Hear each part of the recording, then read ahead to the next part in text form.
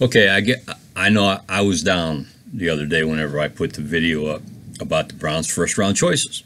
Okay, I don't know. It didn't go over real good with me. I had to think about it, and I thought about it over the weekend. Saw some people analyzing things. Read a little bit about Baker and Ward and so forth. You know what? I've changed my mind. I'm fine with the draft. I mean, I'm not saying slam dunk or anything like that, but I'm fine with it. I'm going to go to the back end first because, first of all, let me tell you that I don't know these players, most of them.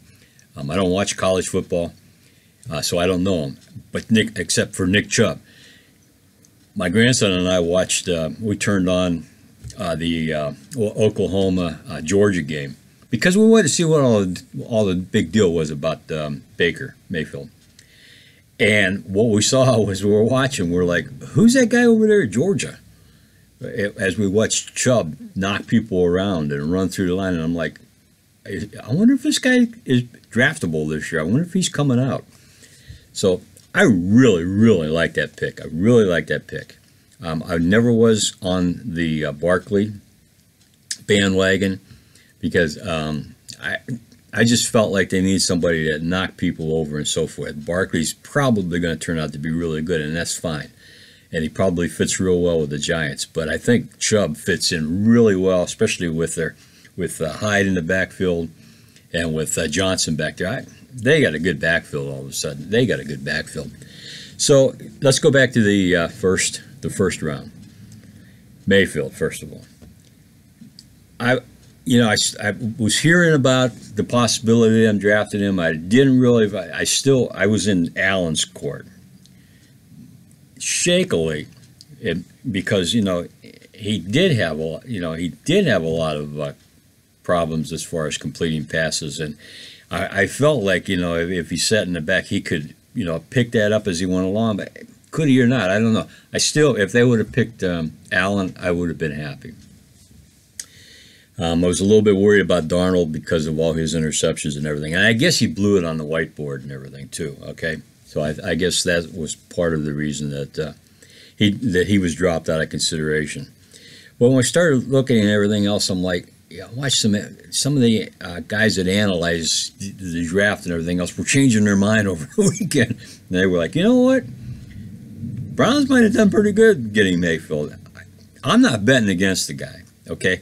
I'm not going 100% saying, oh, yeah, or anything else, rah, rah, rah. But I'm not betting against the guy.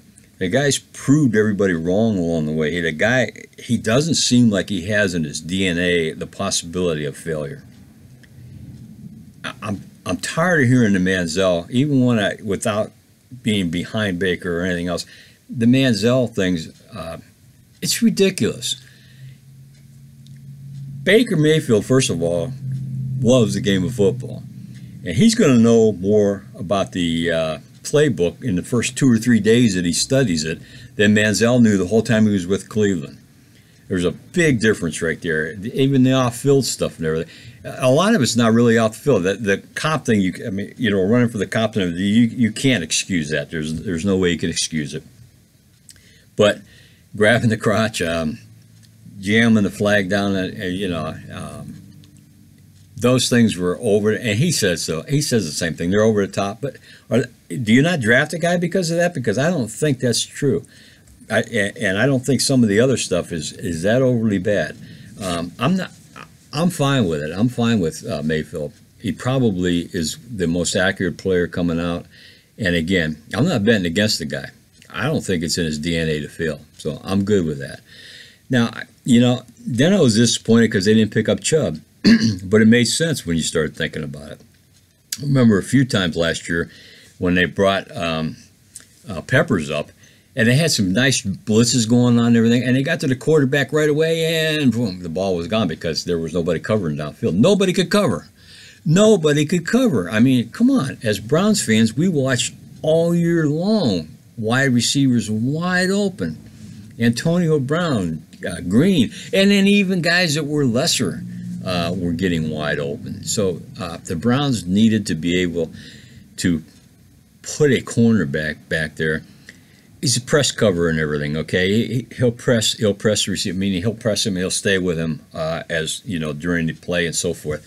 He's not going to back off of him 10 yards unless it calls for it. He's not going to do that. So he'll be on top of there, and that'll make the rush better by itself. Okay, so you know some of the things that some people say. Well, you know, and I understand fans saying this because what are we? We're fans, okay? We throw out whatever we want to throw out. Well, you know, we're not experts on this or anything like. But some of the experts and everything, well, they should have. First of all, on the Mayfield pick, well, they should have traded down. You know, they should have got Barkley first or something, and then Mayfield would have been there at 4. First of all, they didn't want Barkley. Yeah, it didn't fit their scheme. And secondly, if he's their quarterback, why would they drop down and take a possibility? The Jets liked him, and he was moving up on a lot of other boards. So you know those things are ridiculous. Same thing with Ward. They wanted Ward, and people were like, "Well, why didn't they trade down? They could have got him later." You don't know that. You don't know they could have got him later. Okay, so. And you know, so now some of the criticism was, well, they drafted for need on the 4th pick instead of the best athlete. You know what? If Ward was like a projected way down the list and everything else and everything, that might be valid. But the guy was projected in, you know, he was a top 10 pick, probably 7 or 8. And everything like so. It's not like you reached out there and grabbed somebody that wasn't any good because you needed that guy or anything. He ranked up there with Chubb, and they decided that, hey, we need to cover somebody first of all, or it's not going to do any good whatsoever for us to get guys in there if we don't have coverage or anything else. So you got to draft from. Sometimes you have to draft for need, but when you draft a top player for need, what is the problem with that? I don't really understand. I don't understand a lot of the analysis. Like I say, fans are fans. Okay, you know, it doesn't make any difference with us fans. All we're doing is we're sitting there and throwing things out and everything. We don't have anything to lose.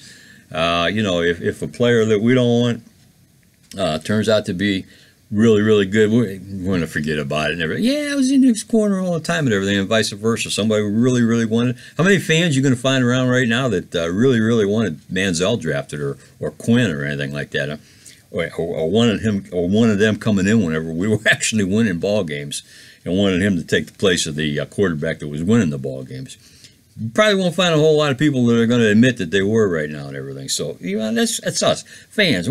We can be excused, but some of the so-called experts, no, come on, be a little bit smart sometimes and everything. Give us some real, instead of just using the same thing over and over and over and over again, and following what this guy says and everything else.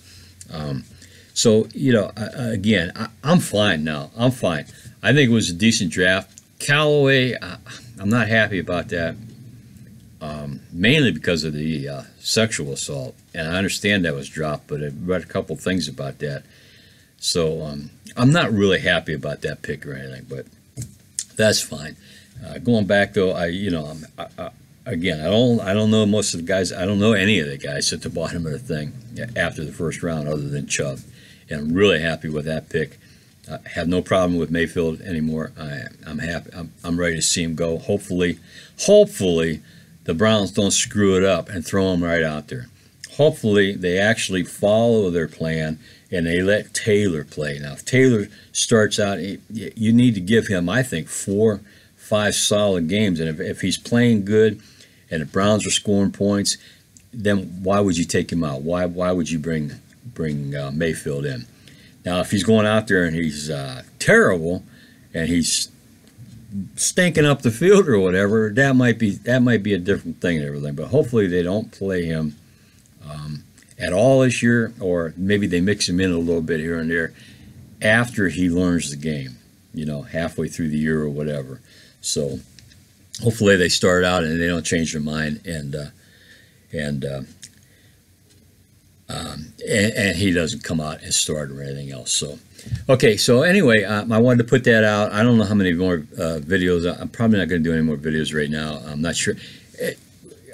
YouTube, I don't know. I'm not, I don't think people are finding my video anymore. The drop offs on the views and everything. So I probably won't put out that many right now or anything. Maybe later, when the season starts or whatever. I'll see. I'm gonna go back to doing some animation videos right now and everything.